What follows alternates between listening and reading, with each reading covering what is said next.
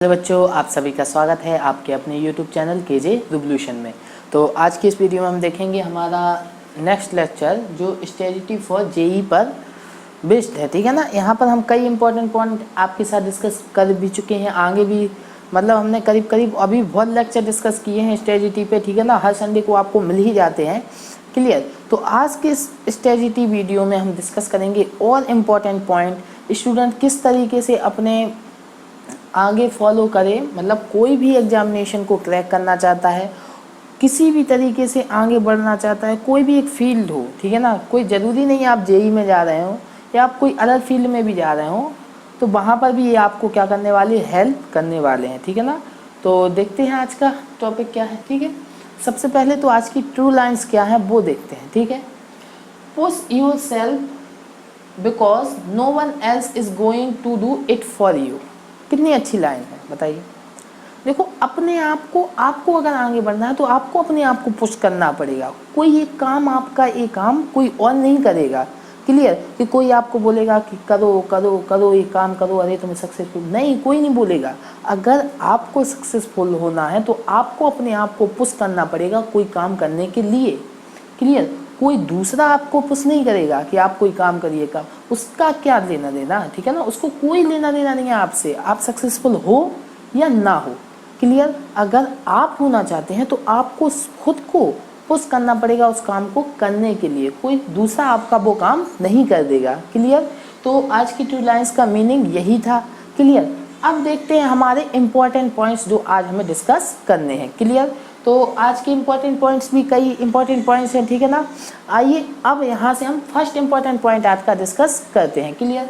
First point क्या है, make a list of daily goals. ठीक है ना। Make a list of daily goals for the next day and the enjoy completing your goals. Basically क्या है, आपको क्या करना है, आपको एक वो बनाना है गोल्स। ठीक है ना। डेली जो गोल्स हैं आपको उसकी एक लिस्ट बनानी है। ठीक है ना। कि आपको कल क्या काम करना है, इसकी एक लिस्ट बनानी है। ठीक है। और जैसे ही आपकी इसकी लिस्ट बन जाए, क्लियर, आपने एक लिस्ट बनानी है कि आपको आज क्या करना है, कल क्या करना है, इस तरीके से। ठीक है ना।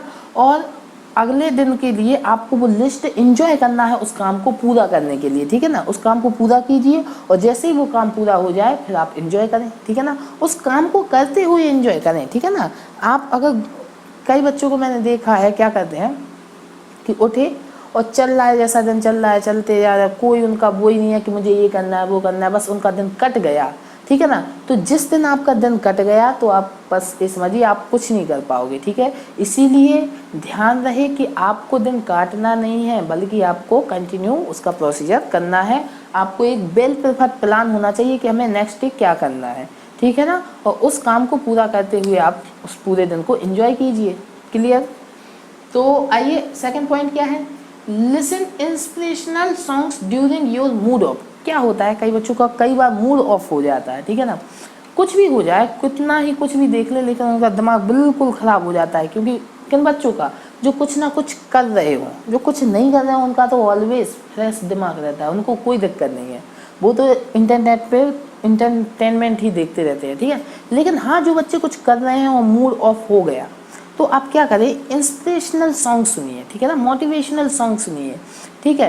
ये आपको अंदर से एक तरीके की एनर्जी देगा, एक तरीके की हैप्पीनेस देगा। ठीक है ना।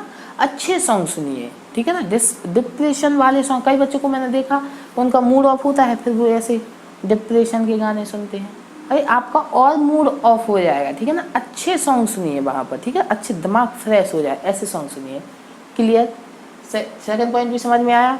ठीक है। अब आते हैं हम थर्ड पॉइंट। ठीक है ना। थर्ड पॉइंट क्या है, solve as many practice problem you can. ठीक है ना। देखो, कोई भी एग्जाम है, कोई भी एग्जाम हो, ये पॉइंट तो बेसिक उसमें होना ही चाहिए कि अगर आपने उसका पैटर्न नोटिस किया और उसको सॉल्व नहीं किया, उसका प्रैक्टिस नहीं किया, तो कुछ कर ले आप, सिलेक्शन नहीं होने वाला आपका। क्लियर। तो इससे आपको कुछ नहीं करना, सबसे पहले आपको अंडरस्टैंडिंग बन करनी है, टॉपिक का नॉलेज गेन करना, उसके क्वेश्चन को कैसे सॉल्व करते हैं, और धड़ाधड़ पे आपको कुछ नहीं करना, आपको तो क्वेश्चन प्रैक्टिस प्रॉब्लम सॉल्व करनी है बस।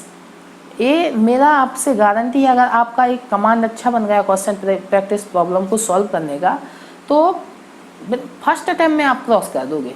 क्लियर। कोई भी एग्जामिनेशन हो। ठीक है, ये समझ में आया। अब देखते हैं हम फोर्थ पॉइंट क्या है। During JEE not fall in love. ये तो कई बच्चों के बिल्कुल मन में बिल्कुल झन्नाटा सा उठ गया, ठीक है ना। मतलब ये टॉपिक कई बच्चों को फेस करना पड़ता है और कई बच्चे फेस करते भी हैं, ठीक है ना। मेरा आपसे सजेशन है, स्पेशली सजेशन है कि ड्यूरिंग जेई में फ्रेंड्स बनाओ, अच्छी बात है, लेकिन प्यार मोहब्बत के चक्कर में बिल्कुल नहीं बदलना, ठीक है ना। क्योंकि अगर आप इसके चक्कर में बिदे तो 99% केस में देखा गया है कि आपका जो स्टडी लेवल है वो इंक्रीज ना होकर डिक्रीज हो जाएगा। क्लियर। अब कई मैंने देखा है, कई जो पार्टनर होते हैं वो अच्छे भी होते हैं, ऐसा नहीं है, ठीक है ना। अगर आपका पार्टनर अच्छा है देन डेफिनेटली आपका जो स्टडी लेवल है जो स्टडी लेवल है वो इंक्रीज करने वाला है। मतलब आपका कोई पार्टनर है वो एक पढ़ने वाला है, ठीक है ना, और अच्छा है, ठीक है, केवल पढ़ाई में इंटरेस्ट रखता है, वो जेई इस तरीके से पढ़ रहा है, मतलब इसे क्रैक करना ही है, तो आप भी डेफिनेटली उसके साथ पढ़ोगे ही, ठीक है ना। और अगर आपका पार्टनर खराब हुआ, ना पढ़ने वाला, तो डेफिनेटली आपका पढ़ाई का लेवल बिल्कुल गिरने वाला है, इसको बिल्कुल मान के चलिएगा, ठीक है ना। तो मैं तो आपको सजेस्ट करूँगा बिल्कुल इस चक्कर में नहीं बदना है, हमें हमारा केवल बिल्कुल फोकस जेई पे होना चाहिए, टारगेट बिल्कुल एग्जैक्ट, ठीक है ना, कि गोल करें तो बिल्कुल हिट बैठना चाहिए। क्लियर, सारे पॉइंट्स आए, क्लियर हुए, समझ में आए। देखो इम्पॉर्टेंट पॉइंट्स हैं और आपकी इस जर्नी में जो जेई की जर्नी आपने स्टार्ट की है इसमें बहुत मदद करने वाले हैं पॉइंट, ठीक है ना। अगर क्या जाता है बताइए, अगर आप दिन में 15-20 मिनट का वीडियो देख के अगर आप अपनी जेई में सिलेक्शन का प्रोबेबिलिटी 5 to 10% इंक्रीज कर सकते हैं तो क्या कोई डिफ़िकल्ट है, क्या कोई दिक्कत है? नहीं है ना। पर तो हम रही हैं, ये चीज़ें भी देखना ज़रूरी है बच्चों को। क्लियर, ये बच्चे नहीं समझते हैं। ओके, तो क्योंकि पढ़ा कैसे जाता है ये भी तो एक इम्पॉर्टेंट चीज़ है ना। हम पढ़ तो रहे हैं आगे, लेकिन हमें यही पता नहीं है कि पढ़ा कैसे जाता है। तो कैसे पढ़ रहे हैं, पढ़ते रहो, कोई लेवल इंक्रीज नहीं होने वाला। तो पढ़ाई का भी एक बेसिक मेथड होता है, कोई भी एग्जाम क्रैक करने का एक स्पेसिफिक तरीका होता है, ठीक है ना। उन्हीं को हम इन लेक्चर्स में डिस्कस करते हैं आपके साथ और प्रयास करते हैं कि आप लोग सीखें और कुछ इम्प्रूवमेंट करें और आपका भी सिलेक्शन जल्द से जल्द जेई में रफा से हो, ठीक है ना।